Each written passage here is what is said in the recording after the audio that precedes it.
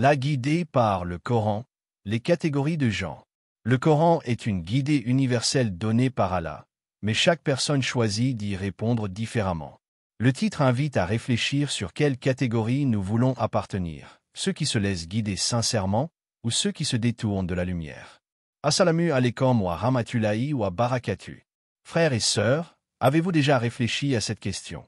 Pourquoi certains trouvent dans le Coran une lumière qui transforme leur vie, tandis que d'autres l'entendent sans que rien ne change en eux? Le Coran est le même, mais les cœurs ne réagissent pas de la même manière. Allah a révélé son livre comme une guidée universelle, une lumière qui dissipe les ténèbres et une miséricorde pour nos âmes. Pourtant, l'humanité se divise en catégories. Les croyants sincères qui avancent et voient leur foi grandir, les hypocrites qui vacillent dans le doute, les mécréants qui refusent par orgueil, et ceux qui s'égarent en suivant leur passion. Dans cette vidéo, nous allons plonger dans la guidée par le Coran, les catégories de gens.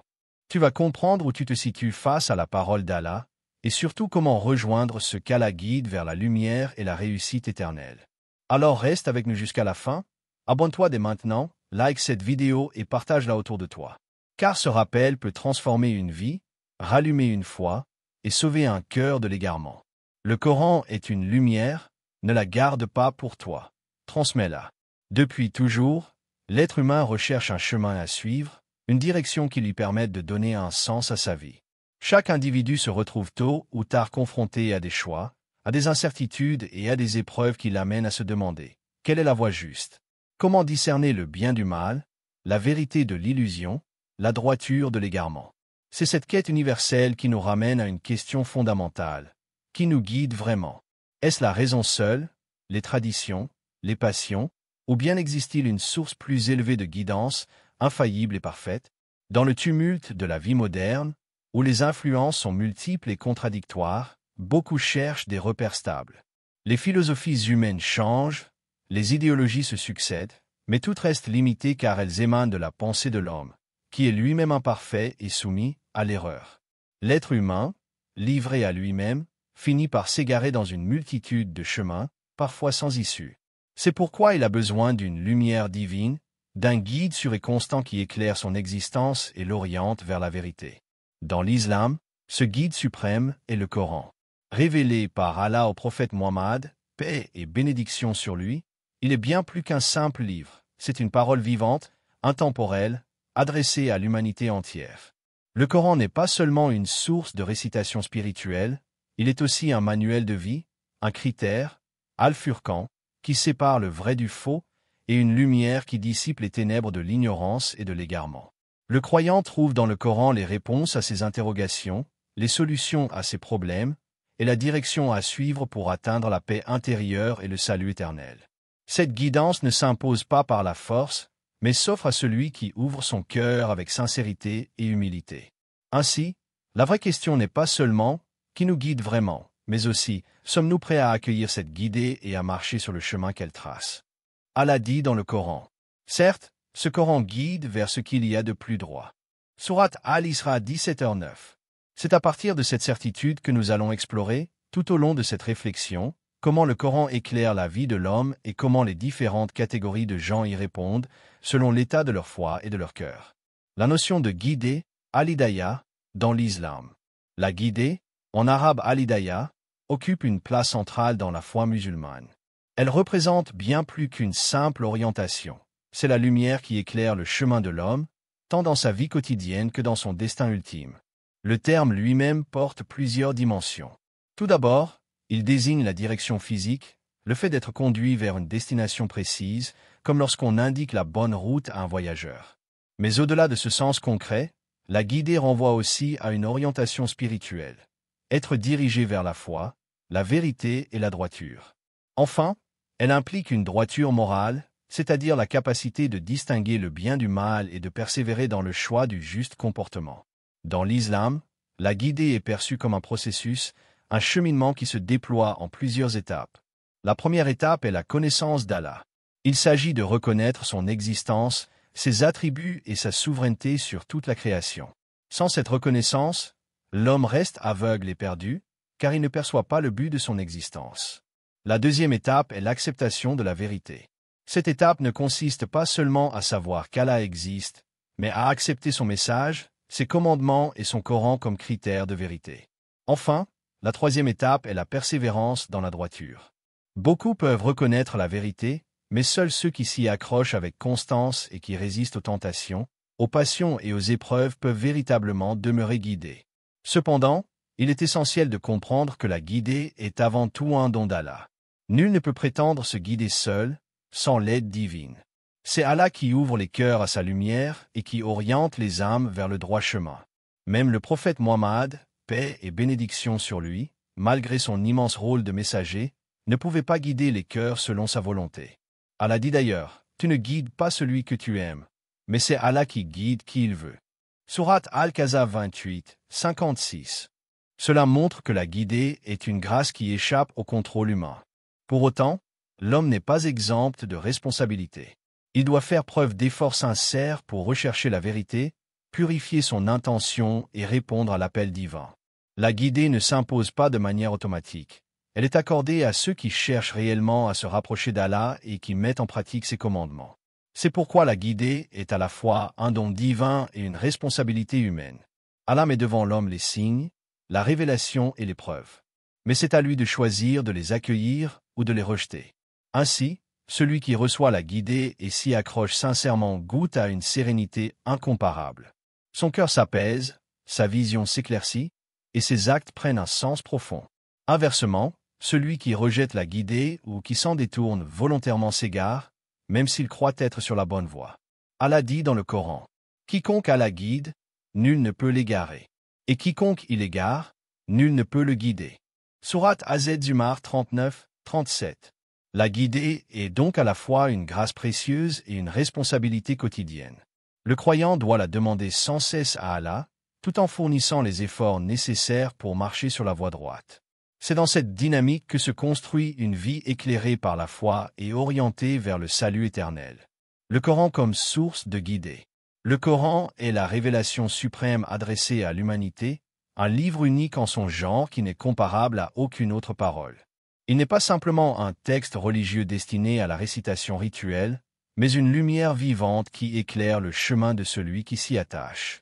Allah la décrit comme une lumière, car il dissipe les ténèbres de l'ignorance, de l'injustice et des passions qui égarent l'homme.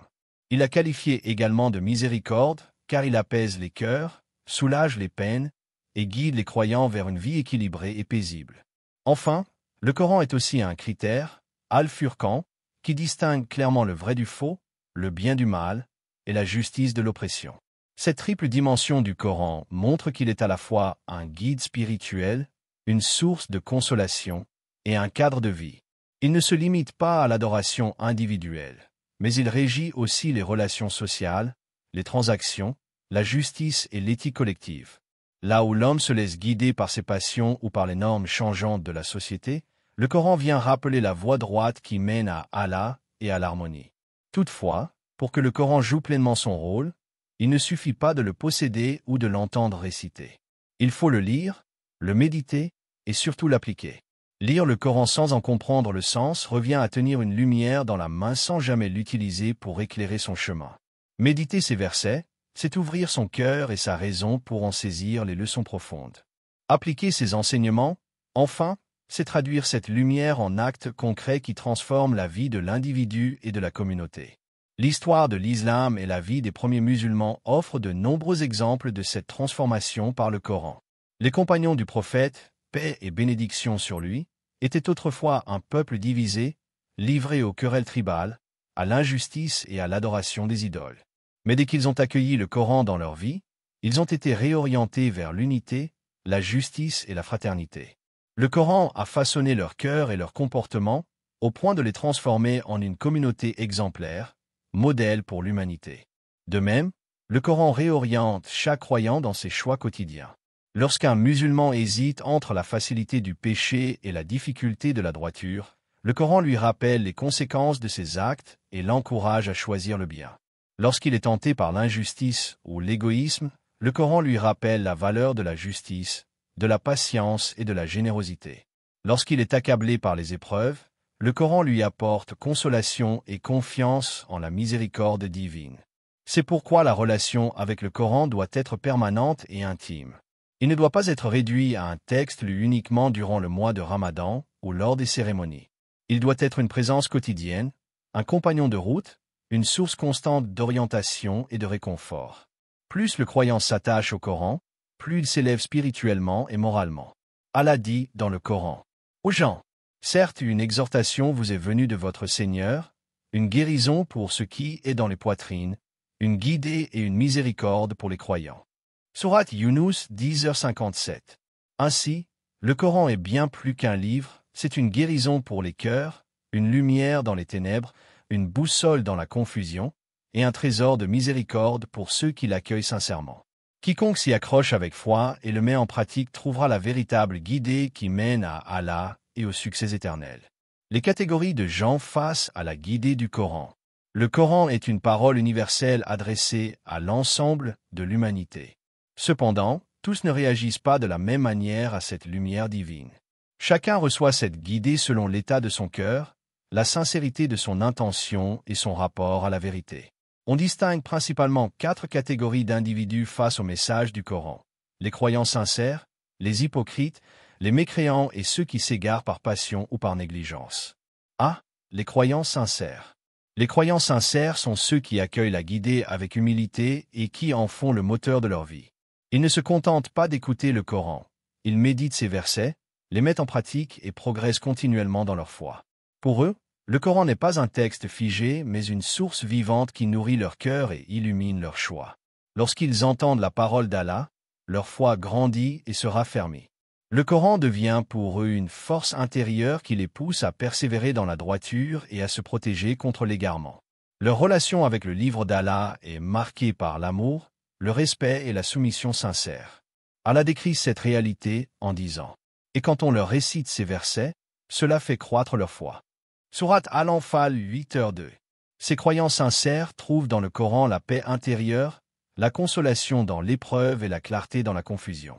Leur attachement sincère à la guidée fait d'eux des modèles de piété et d'intégrité. B. Les hypocrites, munafiqins. Les hypocrites représentent une catégorie complexe et dangereuse. Ils se trouvent parmi les musulmans, mais leur foi est superficielle et trompeuse. Extérieurement, ils paraissent accepter le Coran et les enseignements de l'islam, mais intérieurement, ils sont dans le doute, l'hésitation et parfois même le rejet. Ils entendent les versets, mais ils ne les comprennent pas véritablement, car leurs cœurs sont scellés par l'orgueil et l'intérêt personnel. Ils prétendent suivre la vérité lorsqu'elle les arrange, mais se détournent dès qu'elle contredit leurs désirs. Leur foi n'est qu'apparente, un masque destiné à tromper les autres et à tirer profit de leur appartenance à la communauté des croyants. Le Coran expose clairement leur attitude. Et quand on leur dit « Croyez comme les gens ont cru », ils disent « Croirons-nous comme ont cru les faibles d'esprit ?» Sourate Al-Baqarah 2h13. Les hypocrites sont une menace pour la communauté car ils sèment la division et la confusion. Leur incapacité à s'attacher sincèrement au Coran les place dans une situation d'errance spirituelle et de grande perdition. C. Les mécréants, kuffar. Les mécréants sont ceux qui rejettent catégoriquement la vérité du Coran. Leur refus peut être motivé par l'ignorance, l'orgueil ou l'attachement aux traditions de leurs ancêtres. Certains refusent parce qu'ils ne veulent pas renoncer à leurs privilèges ou à leurs passions, d'autres parce qu'ils se laissent aveugler par les illusions de ce monde. Quelle que soit la cause de leur rejet, leur attitude les prive de la lumière et de la guidée. Le Coran souligne que leur incrédulité persiste même face aux avertissements les plus clairs. Le problème n'est pas dans l'insuffisance des preuves, mais dans la fermeture volontaire de leur cœur. Allah dit à leur sujet: ceux qui ne croient pas, leur est égal que tu les avertisses ou non, ils ne croiront pas. Sourate Al-Baqarah 2h6. Ce rejet délibéré de la vérité mène à l'aveuglement spirituel, s'il persiste, à une issue tragique dans l'au-delà. D. Les égarés par passion ou négligence. Enfin, il existe une catégorie de personnes qui ne rejettent pas explicitement la vérité, mais qui s'en détournent par négligence ou par soumission à leurs désirs. Ces individus peuvent connaître l'existence d'Allah et la véracité du Coran, mais leur attachement aux plaisirs éphémères, à l'orgueil ou à l'indifférence les empêche de s'engager réellement sur le droit chemin. Ils sont esclaves de leur passion. Leur volonté est dominée par leurs désirs, qui deviennent pour eux une sorte de divinité. Ils savent, mais n'agissent pas, ils reconnaissent la vérité, mais préfèrent suivre ce qui les arrange. Le Coran décrit cette attitude avec clarté. As-tu vu celui qui prend pour divinité sa passion? Sourate Al-Jathiyah 45, 23. Cette catégorie est particulièrement préoccupante car elle illustre le danger de la complaisance et du manque de vigilance. L'âme négligente s'éloigne peu à peu de la lumière jusqu'à ce qu'elle sombre dans l'oubli d'Allah. Ces 4 catégories de personnes montrent que la guidée du Coran n'est pas reçue de manière uniforme. Elle éclaire pleinement le cœur des croyants sincères, mais elle est rejetée par les mécréants, déformée par les hypocrites et négligée par ceux qui se laissent dominer par leur passion. Chaque être humain est donc invité à s'examiner et à se demander « De quelle catégorie fais-je partie? Suis-je de ceux qui s'ouvrent à la lumière du Coran et la suivent avec sincérité, ou de ceux qui s'en détournent par faiblesse, orgueil ou indifférence ?» Le Coran, en exposant ces catégories, ne se limite pas à une description. Il nous met en garde et nous appelle à être parmi ceux qui accueillent la guidée avec foi et persévérance. Les moyens pratiques pour obtenir la guidée du Coran. La guidée n'est pas un état figé, mais un cheminement qui demande des efforts constants. Celui qui veut être guidé par le Coran doit entretenir une relation vivante et sincère avec la parole d'Allah. Il existe plusieurs moyens concrets par lesquels le croyant peut renforcer et préserver cette guidée. Le premier moyen est de lire régulièrement le Coran avec compréhension. Il ne suffit pas de réciter les versets sans chercher à en saisir le sens. La véritable guidée naît de la méditation, tadabbur, et de la mise en pratique. Lire le Coran avec attention, réfléchir sur ces versets et s'efforcer de comprendre le message derrière chaque parole permet au croyant d'ancrer cette lumière dans son cœur et dans sa vie. Le deuxième moyen est de faire des invocations, dua, pour demander la guidée. Même si le croyant lit le Coran, son cœur peut rester fermé s'il n'implore pas Allah de lui accorder la sincérité et la compréhension. Les invocations sont le signe d'une dépendance totale envers Allah. Le prophète Mohammed, paix et bénédiction sur lui, lui-même multipliait les prières pour la guider, en disant « Ô toi qui retournes les cœurs, raffermis mon cœur sur ta religion ». Cela nous enseigne que nul n'est à l'abri de l'égarement, et que demander la guidée doit être une habitude quotidienne. Un troisième moyen est de fréquenter les gens pieux. L'environnement a une grande influence sur le cœur. Être entouré de personnes sincères qui vivent selon le Coran aide à renforcer la foi, à persévérer et à se protéger des tentations. À l'inverse, fréquenter ceux qui s'éloignent du rappel d'Allah conduit souvent à la négligence et à l'oubli. C'est pourquoi la compagnie vertueuse est considérée comme une protection et un soutien essentiel dans le cheminement vers la guidée. Enfin, le quatrième moyen est d'agir selon la lumière du Coran dans la vie quotidienne. La guidée ne se limite pas à la lecture ou à la mémorisation. Elle doit se traduire en actes concrets.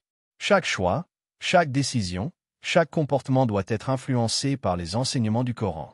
Qu'il s'agisse de la justice, de la sincérité, de la patience ou de la générosité, le croyant doit faire du Coran une référence constante dans sa manière de vivre. Allah promet dans le Coran que l'effort sincère est récompensé par une guidée accrue. Il dit « Ceux qui luttent pour notre cause, nous les guiderons certes sur nos sentiers. » Sourate Al-Ankabut 29, 69. Ainsi, la guidée est un don divin, mais elle demande un engagement actif du croyant. Lire et méditer le Coran, invoquer Allah avec sincérité, s'entourer de personnes pieuses et agir selon les enseignements coraniques sont les clés pratiques pour vivre pleinement sous la lumière de la parole d'Allah.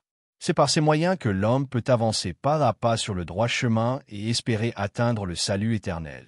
Tout au long de cette réflexion, nous avons vu que le Coran n'est pas un simple livre de récitation ou de souvenirs religieux, mais bien le guide suprême de l'humanité, la lumière qui éclaire les cœurs et la voie qui mène à Allah. Il est une exhortation, une guérison, une miséricorde et un critère de vérité. Sans lui, l'homme s'égare dans la confusion des passions, des idéologies et des illusions de ce monde. Avec lui, il trouve la clarté, la paix intérieure et la direction juste pour atteindre la réussite ici-bas et dans l'au-delà. Le rôle central du Coran dans la vie du croyant est donc indiscutable. C'est par lui que la foi se nourrit et grandit, c'est grâce à lui que l'âme trouve sérénité et réconfort, et c'est en le suivant que la communauté se préserve de l'injustice et de l'égarement. Mais cette guidée ne profite qu'à ceux qui l'accueillent sincèrement et qui s'efforcent de la mettre en pratique. Le Coran n'agit pas sur celui qui se contente de le réciter sans conviction, ni sur celui qui le délaisse. Il agit sur celui qui l'ouvre avec humilité, qui médite ses versets et qui cherche à en vivre chaque enseignement. C'est pourquoi l'appel que nous lançons est clair. attachons-nous fermement au livre d'Allah. Faisons du Coran un compagnon quotidien, une référence dans nos choix, une source de force dans nos épreuves et une lumière dans nos ténèbres. Lisons-le régulièrement, méditons-le profondément et appliquons-le concrètement. Car le Coran n'est pas descendu pour être abandonné sur les étagères, mais pour transformer nos vies et nous rapprocher de notre Seigneur. En terminant, nous demandons à Allah de nous maintenir sur ce chemin de la guidée, de purifier nos cœurs et de nous accorder sa miséricorde. Allah dit dans le Coran, « Seigneur, ne fais pas dévier nos cœurs après nous avoir guidés et accorde-nous ta miséricorde. C'est toi, certes, le grand donateur. » Sourate Al-Imran 3h8. Puis ce rappel renforcer notre lien avec le livre d'Allah et nous pousser à marcher, avec sincérité et constance, sur la voie droite jusqu'à ce que nous le rencontrions. Frères et sœurs, nous avons vu que le Coran est une guidée universelle, une lumière pour ceux qui ouvrent leur cœur, mais aussi un critère qui révèle la réalité des âmes. Certains y trouvent la foi et la sérénité, d'autres s'en détournent ou s'y opposent. À chacun de nous de choisir. Voulons-nous être parmi ceux qu'Allah éclaire et élève, ou parmi ceux qui se privent volontairement de sa lumière? Ne laisse pas le Coran être un livre que tu entends sans le vivre. Fais-en ton compagnon quotidien, ta boussole et ta force. Si cette vidéo t'a apporté un rappel bénéfique, abonne-toi, partage-la autour de toi et contribue à diffuser la lumière du Coran. Peut-être qu'un seul partage sera la cause de la guidée d'un autre cœur. Allah humain, fais de nous des gens du Coran, ceux qui le lisent, le méditent et l'appliquent dans leur vie. Ô Seigneur, ne fais pas dévier nos cœurs après nous avoir guidés et accorde-nous ta miséricorde. Place-nous parmi ceux que tu guides, protège-nous de l'hypocrisie, de l'orgueil et de la négligence, et fais que le Coran soit pour nous une lumière dans ce monde et une intercession dans l'au-delà. Amen.